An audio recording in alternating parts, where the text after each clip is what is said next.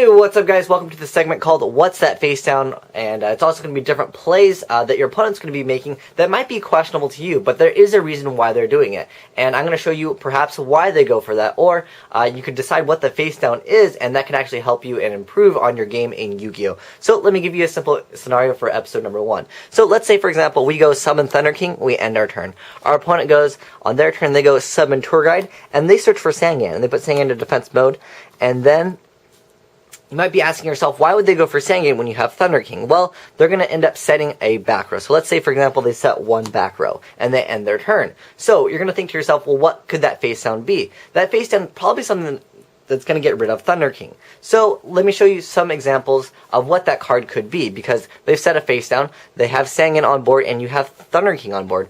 Obviously, they would not want to use Sangan with Thunder King being on the field, because then they would not get their search out. If they wanted to get rid of Thunder King really bad, they would go for an Exceed that would get over Thunder King, perhaps, and they would just force you to tribute and negate. A good example of that would be number 17, Leviathan Dragon, because that card has 2,000 attack, and it can boost itself up to 2,500. So if they really wanted to get rid of Thunder King, and they had to get rid of Thunder King, they probably would have done it. So the reason why they perhaps went for Tour Guide into Sangan is because that face down, that back row essentially, is something that can destroy Thunder King. Now let's take a look at what those cards can be. So, 3 cards that I would say that are quite popular in the main deck that would essentially get rid of Thunder King on the field would be something like Mirror Force. Mirror Force, obviously you attack with Thunder King, and they would just Mirror Force you, and then they'll have Sangan on board still. They'll most likely get their Sangan effect later on, unless you summon another Thunder King. Another face-down card could be Dimensional Prison. That is a card that still sees some play, because it has a really good matchup against a lot of the meta right now, which would be something like Dark Worlds or Chaos Dragons,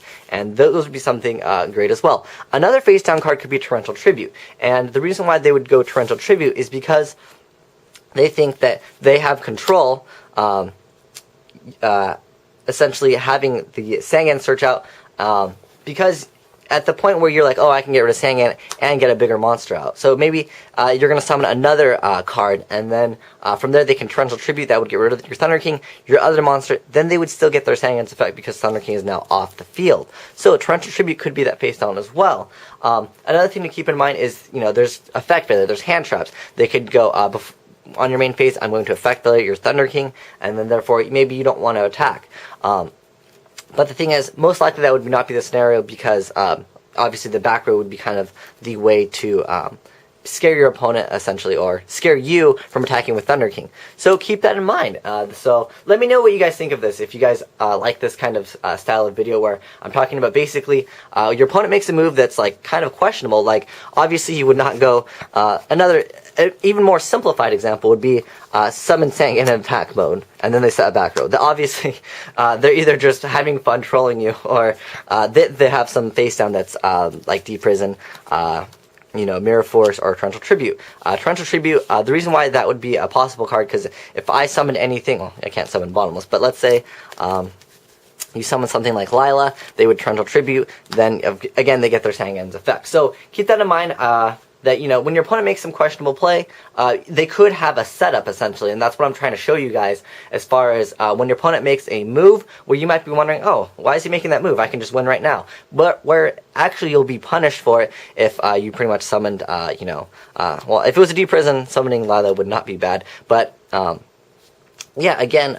just keep those things in mind when your opponent makes a play that you might be wondering why. It's probably because they have some plan or some setup, and I see people walk into these traps all the time where they go Tour Guide Sangan while Thunder King's on the field, and they go set one, and then they go Thunder King attack, which is still good. I mean, it's still okay to do that as far as attacking with Thunder King, because why not? Because you're going to have to get rid of that back row eventually anyways.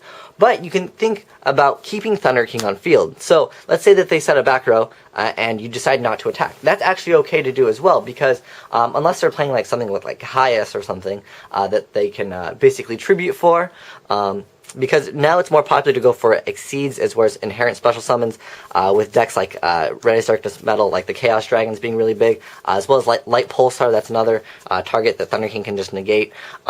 So I mean, Tour Guide Sengan isn't something where you have to really worry about as far as, you won't be taking any damage because, they can't attack over Thunder King. So it might be a better option to just leave your Thunder King on board. So keep that in mind as well, because that's also a great option to do as well, because you just wait for your opponent to get out the bigger monster and then you can distribute with Thunder King.